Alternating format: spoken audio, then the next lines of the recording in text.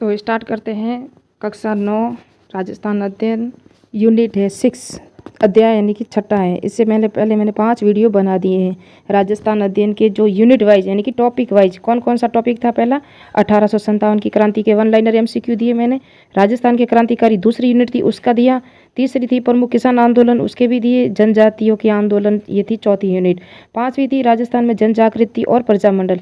आज छठी यूनिट है जो है राजस्थान का एकीकरण, और एकीकरण की यूनिट की मैं आपको पूरे दूंगी। और लास्ट में पाठ के लास्ट में आपको सॉरी इस जो MCQ से पूरे होंगे ना, उसके लास्ट में मैं इस बुक की भी PDF, इस यूनिट पूरी यूनिट की PDF दूंगी, जहां आप देखोगे कि राजस्थान के एकीकरण का राजस्थान अध्ययन बुक में कितना जो सिलेबस है, पॉइंट है, टॉपिक है, दिए हुए हैं।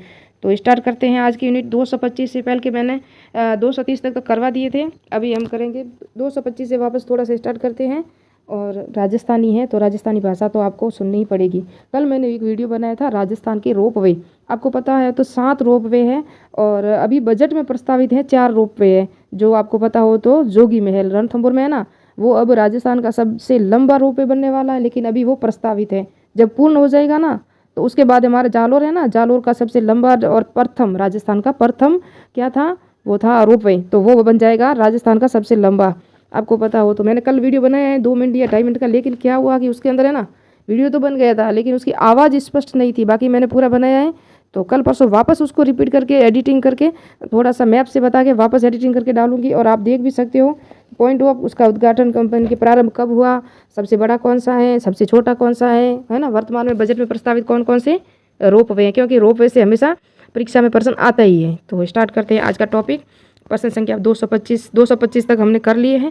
आज 225 स्टार्ट करते हैं। राजस्थान के एकीकरण के दूसरे चरण में उपराज प्रमुख बने भीम सिंह का संबंध किस रियासत से था, तो कोटा से था। किसान आंदोलन से संबंधित नमाना गांव का, ये बूंदी से था। 1931 में बूंदी प्रजामंडल की स्थापना किसकी अध्यक्षता में, तो कांति लाल चौथानी की अध्यक्षता में। क्योंकि मैं इतना जल्दी इसलिए इसको पढ़ रही हूँ कि वो कल मैंने इनको पढ़ाया हुआ था, लेकिन थोड़े 3-4 पॉइंट मैंने कहा वापस पढ़ लेते हैं। जमनालाल बजाज ने जोधपुर में चरखा संघ की, जोधपुर में नहीं, जयपुर में चरखा संघ की स्थापना की थी 1927 में। याद रखना, अजमेर में किसने की थी, अजमेर में चरखा संघ की स्थापना 1925 में किसने की थी, उसका नाम आप मुझे बताना। बाकी पहले अजमेर में हुई थी, बाद में जयपुर में हुई थी। 1931 में जयपुर प्रजामंडल की स्थापना कब की, जो राजस्थान का प्रथम वह सबसे प्राचीन प्रजामंडल था, वो कपूरचंद पाटनी है ना। और 1946 में जयपुर प्रजामंडल के अध्यक्ष के लिए निर्वाचित किया गया किनको, हीरालाल शास्त्री को किया गया था। जयपुर प्रजामंडल का तीसरा अधिवेशन कब हुआ, अप्रैल 1938 में हुआ था। जयपुर प्रजामंडल का तीसरा अधिवेशन हुआ था। आगे हम पढ़ेंगे देखेंगे। और 1942 में भारत छोड़ो आंदोलन के दौरान हीरालाल शास्त्री व जयपुर के प्रधानमंत्री कौन थे, मिर्जा इस्माइल, इन दोनों के बीच क्या हुआ था, जेंटलमैन समझौता हुआ था, जेंटलमैन एग्रीमेंट हुआ था। क्योंकि हीरालाल शास्त्री है ना, वो एक जयपुर मात्र एक ऐसी रियासत थी जिसने भारत छोड़ो आंदोलन में भाग नहीं लिया था। ये भाग नहीं ले रहे थे, लेकिन बाद में क्या हुआ कि उन्होंने कहा कि भाई यहाँ की जो थे ना राजा, तो यहाँ के मिर्जा इस्माइल थे प्रधानमंत्री, तो उन्होंने कहा कि आपकी सब मांगे मान लेते तो आप क्यों वो वगैरह विरोध वगैरह करते हो। लेकिन आपको पता हो तो हीरालाल शास्त्री से अलग होके एक अलग संस्था बनाई गई, कौन सी थी, आज़ाद मोर्चा। तो आज़ाद मोर्चा एक संस्था बनाई गई, जिसके अध्यक्ष कौन थे, बाबा हरिश्चंद्र थे। उन्होंने कहा कि हम तो भारत छोड़ो आंदोलन में भाग लेंगे, तो वो अलग संस्था थी। जिसने भारत छोड़ो आंदोलन में भाग लिया था वो थी एक संस्था थी जो बाबा हरिश्चंद्र ने स्थापना की थी, आज़ाद मोर्चा नाम से। बाकी जयपुर रियासत ने भारत छोड़ो आंदोलन में भाग नहीं लिया था, ये भी याद रखना। और जब जयपुर प्रजामंडल ने भारत छोड़ो आंदोलन में भाग नहीं लिया, तो किसके नेतृत्व में आज़ाद मोर्चे 1942 तो बाबा हरिश्चंद्र लिखा हुआ ही है, मैं कब से बोली जा रही हूँ।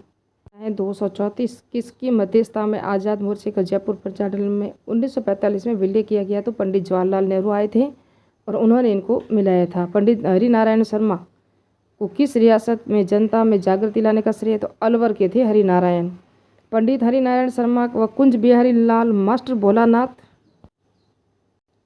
ने मिलकर किस प्रजामंडल की स्थापना 1938 में की थी, तो अलवर प्रजामंडल की स्थापना की थी हरिनारायण वर्मा, कुंज बिहारी लाल, मास्टर भोलानाथ तिवारी, ये तीनों थे। इनको अच्छी तरह याद रखना। जनवरी 1944 में अलवर प्रजामंडल का प्रथम अधिवेशन किसकी अध्यक्षता में हुआ था, भवानी शंकर शर्मा की अध्यक्षता में हुआ था।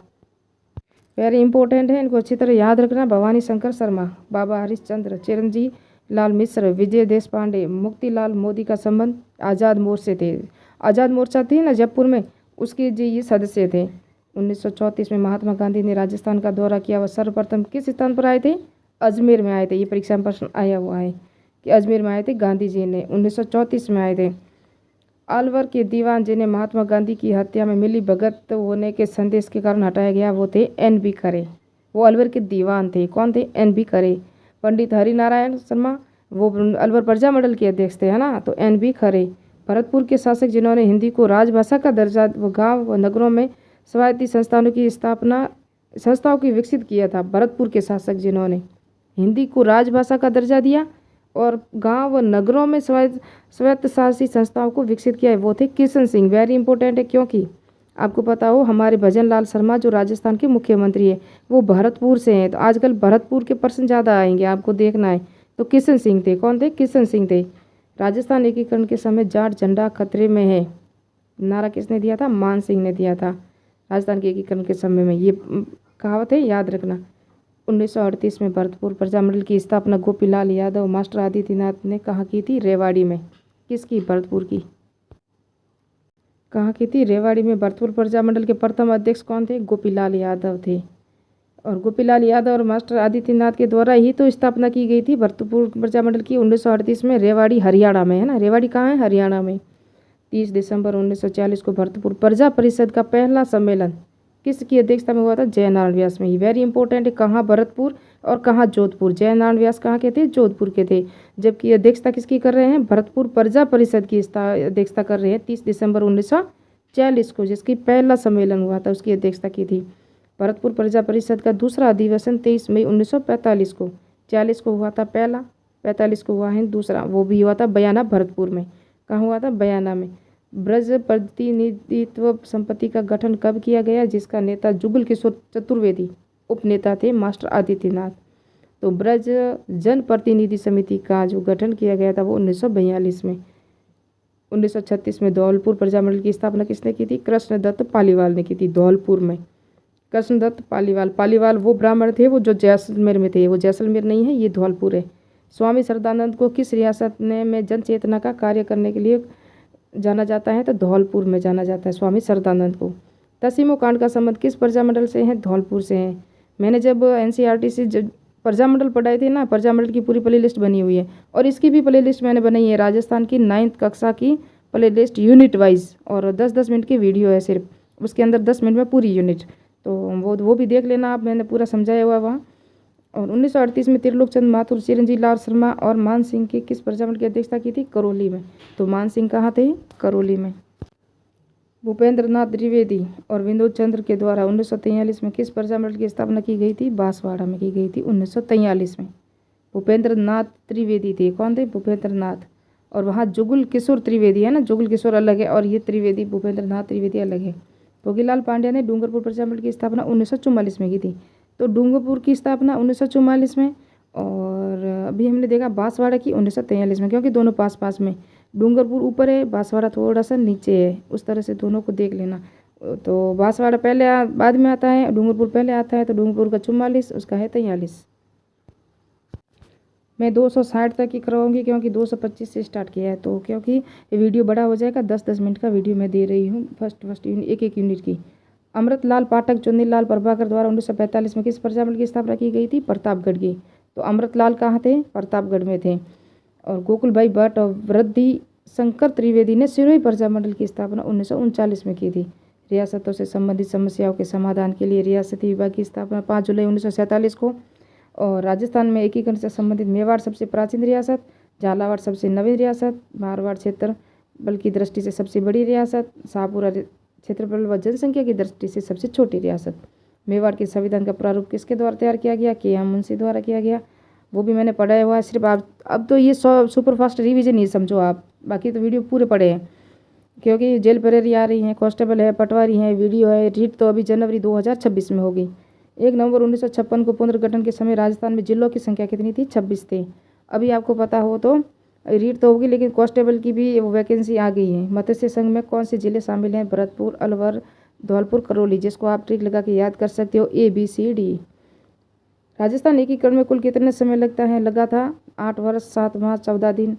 अजमेर मेरवाड़ा के प्रथम व एकमात्र मुख्यमंत्री हरिभाऊ उपाध्याय थे। अजमेर मेरवाड़ा के, है ना, कौन थे? हरिभाऊ उपाध्याय थे।